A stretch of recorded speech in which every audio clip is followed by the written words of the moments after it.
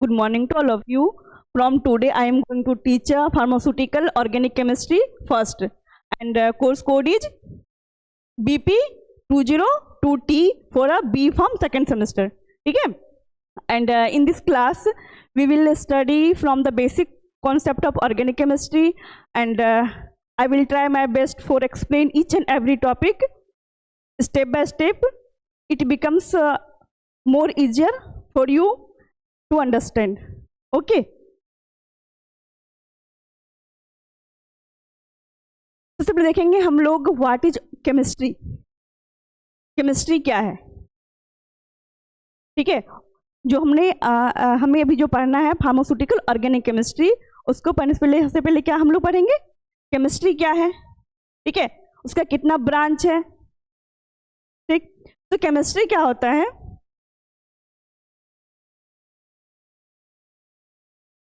Chemistry is the branch of science. Chemistry क्या है, science का एक ब्रांच है। इसमें हम लोग स्टडी करते हैं किसका, composition, structure, properties and reaction of substance. किसका हम लोग स्टडी करते हैं, chemistry is the branch of science and that study the composition, structure, properties and reaction of substance. किसी भी सब्सटेंस का हम लोग प्रॉपर्टीज के बारे में पढ़ते हैं, कंपोजिशन के बारे में पढ़ते हैं एंड स्ट्रक्चर के बारे में पढ़ते हैं, ठीक है। This is called chemistry. Chemistry को 3 पार्ट में डिवाइड किया गया। ये आपने 12th क्लास में पढ़ा होगा और सब लोग इससे अवेयर हो केमिस्ट्री से, ठीक है। सबने केमिस्ट्री पढ़ के ही 12th कंप्लीट किया है, साइंस वाले, ठीक है। तो आपने पढ़ा होगा फिजिकल केमिस्ट्री 12th में, inorganic chemistry and organic chemistry, ठीक है। तो हमें जो पढ़ना है ऑर्गेनिक केमिस्ट्री पढ़ना है, ठीक है। बी फार्म सेकेंड सेमेस्टर में क्या पढ़ना है हमें, ऑर्गेनिक केमिस्ट्री फर्स्ट, ठीक। तो हम लोग सबसे पहले देखेंगे फिजिकल केमिस्ट्री में क्या पढ़ना होता है, इनऑर्गेनिक केमिस्ट्री में क्या पढ़ना होता है, और ऑर्गेनिक केमिस्ट्री तो हमें डिटेल से पढ़ना ही है, ठीक है।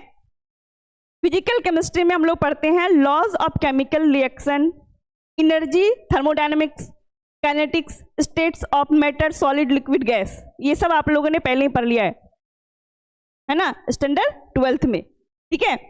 और इनऑर्गेनिक केमिस्ट्री में किसकी बात करते हैं हम लोग, study of metals and minerals की बात करते हैं, उसके बारे में पढ़ते हैं। सॉल्ट, एसिड, बेस के बारे में पढ़ते हैं। नन कार्बन कंपाउंड, ठीक है, क्योंकि कार्बन कंपाउंड आ जाएगा तो कहाँ चला जाएगा ये, ऑर्गेनिक केमिस्ट्री में, ठीक। जितने भी नन कार्बन कंपाउंड होते हैं वो किस में आ जाएगा, इनऑर्गेनिक केमिस्ट्री में, ठीक है। अब आ रहे हैं हम लोग ऑर्गेनिक केमिस्ट्री के ऊपर, ठीक। ऑर्गेनिक केमिस्ट्री में क्या होगा, किसके बारे में लोग पढ़ेंगे, कार्बन कंटेनिंग कंपाउंड। जो भी कंपाउंड होगा वो क्या कंटेन करेगा, उसमें कार्बन अवेलेबल होगा, ठीक है, कार्बन प्रेजेंट होगा, ठीक।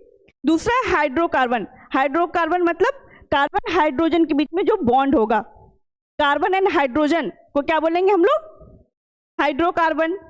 अल्कोहल्स एंड बायोमोलिक्यूल्स के बारे में पढ़ेंगे, और बायोमोलिक्यूल्स आप लोग डिटेल में पढ़ो कहाँ पे, बायोकेमिस्ट्री में, ठीक है। ये भी किसका पार्ट है, ऑर्गेनिक केमिस्ट्री का पार्ट है, ठीक है। यहां तक क्लियर है। अब हमें पढ़ना है ऑर्गेनिक केमिस्ट्री के बारे में। सबसे पहले हम जानेंगे ऑर्गेनिक होता क्या है, ठीक। ऑर्गेनिक केमिस्ट्री पढ़ेंगे, जो ऑर्गेनिक कंपाउंड है वो ऑर्गेनिक है क्या, ठीक है। What is the meaning of the word organic. इस ऑर्गेनिक का मीनिंग क्या होगा, इस वर्ड्स का। तो ऑर्गेनिक आप लोगों ने सुना होगा कभी, अभी के ईरा में मतलब बहुत ट्रेंड में है ऑर्गेनिक फ्रूट्स, ऑर्गेनिक वेजिटेबल्स। हम लोग क्यों बोलते हैं ऑर्गेनिक, मतलब नेचुरल, ठीक है। इसमें बोलते हैं ना ऑर्गेनिक वेजिटेबल है ये, मतलब इसमें कोई भी फर्टिलाइजर नहीं यूज किया गया। फर्टिलाइजर बोले तो केमिकल्स, ठीक है। नेचुरली जिसको उगाया गया उसको हम लोग क्या बोलते हैं, ऑर्गेनिक बोलते हैं। मतलब ऑर्गेनिक बोले तो जनरल मीनिंग में क्या हो जाएगा उसका, मतलब नेचुरल, ठीक है। ऑर्गेनिक का जो मीनिंग होगा, जनरल मीनिंग हो जाएगा उसका क्या, ऑर्गेनिक मतलब नेचुरल, क्या हो जाएगा, नेचुरल। एंड ऑर्गेनिक जब हम केमिस्ट्री में बात करेंगे तो यहाँ क्या हो जाएगा, कार्बन एलिमेंट, ठीक है। Organic substance are those which contain the carbon element.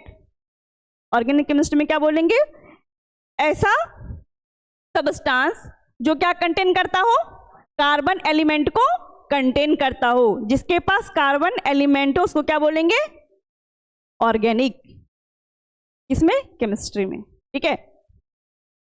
तो इजी लाइन टू रिमेंबर, तो हम इसको याद रखने के लिए क्या बोलेंगे, ऑर्गेनिक मीन्स नेचुरल या फिर कार्बन बेस्ड सब्सटेंस, या तो नेचुरल बोल सकते हैं या फिर क्या बोलेंगे, कार्बन बेस्ड सब्सटेंस। जो भी नेचर से ऑब्टेन्ड होगा उसमें भी कार्बन होता ही होता है, ठीक है।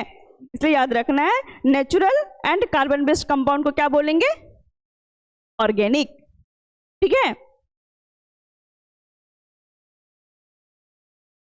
अब जो कंपाउंड है वो दो तरह का हम लोग यहाँ पढ़ रहे हैं, एक है ऑर्गेनिक कंपाउंड, दूसरा है इनऑर्गेनिक कंपाउंड। ऑर्गेनिक कंपाउंड क्या होगा, ऑब्टेन फ्रॉम द नेचर या लिविंग ऑर्गेनिज्म, ठीक है।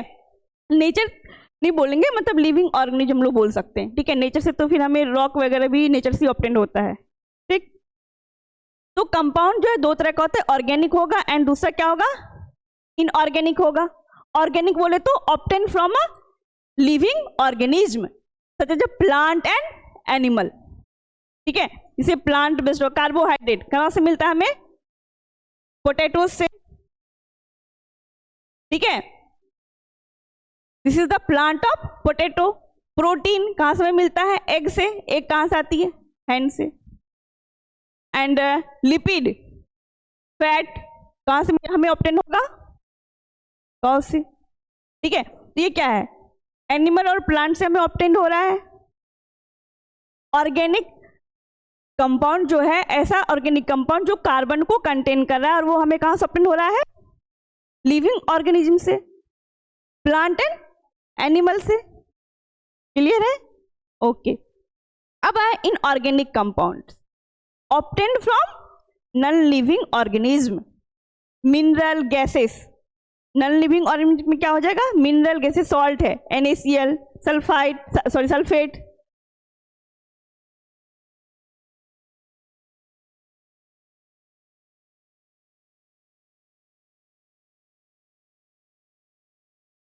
कैल्शियम सल्फेट होगा, ठीक है, CaSO4 है।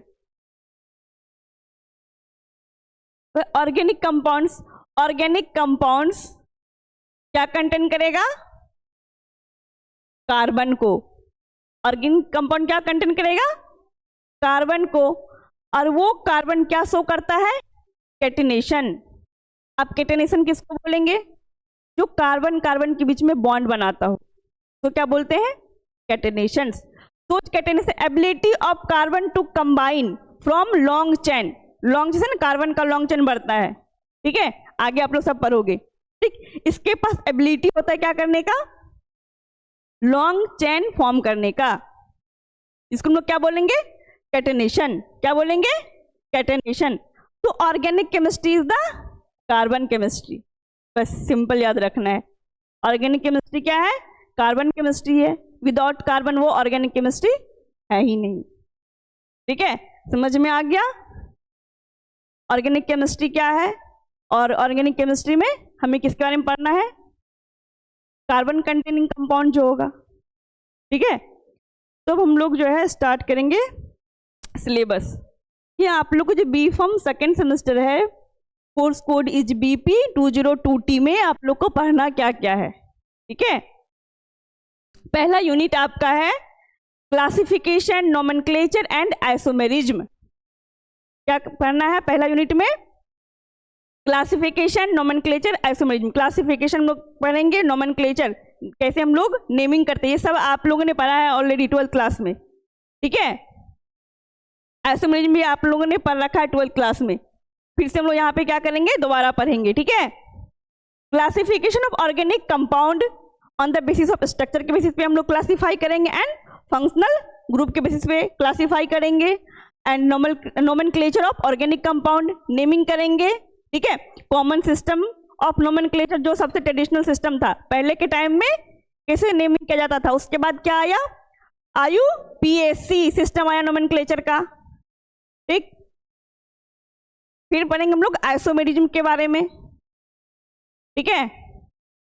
आइसोमेरिज्म में chain, position, functional, metamerism, tautomerism, stereo और ज्योमेट्रिकल, ये सब आप लोग को ये तीनों जो है डिटेल से पढ़ना है 4th सेमेस्टर में, ठीक है।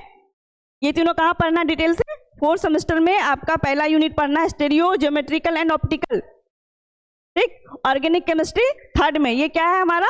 ऑर्गेनिक केमिस्ट्री 1st है, ठीक है।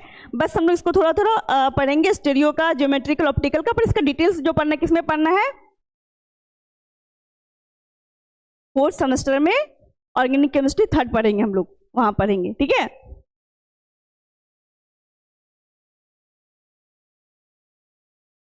अब unit 2 chapter 2 alkanes and alkenes के बारे में पढ़ेंगे, ठीक है। पहला चैप्टर, दूसरा चैप्टर क्या है हमारा? अल्केन्स का है, जिसमें हम लोग पढ़ेंगे structure and sp3 hybridisation of alkanes, general method of preparation, physical chemical properties, uses of paraffin, ये सब पढ़ना है। अल्किन में हमें पढ़ना है E1 E2 रिएक्शन, ठीक है। E2 reaction and E1 reaction के बारे में पढ़ना है। Factor affecting E1 and E2 reactions, structure of alkene के बारे में पढ़ना है। जनरल मेथड ऑफ प्रिपरेशन, कैसे हम लोग प्रिपेयर करेंगे अल्किन्स को, ठीक है। अल्किन में क्या होता है? सिंगल बॉन्ड वाला, एंड अल्किन्स में क्या होगा? कार्बन के बीच में कौन सा बॉन्ड होगा? डबल बॉन्ड होगा, ठीक है। एंड फिजिकल केमिकल प्रॉपर्टीज के बारे में पढ़ेंगे, किसका? अल्किन्स का, ठीक है। जितना हम लोग पढ़ेंगे इसमें अल्किन्स में, सेम हम लोग इसका भी पढ़ेंगे, अल्किन्स का भी। Method preparation, physical chemical properties, usage.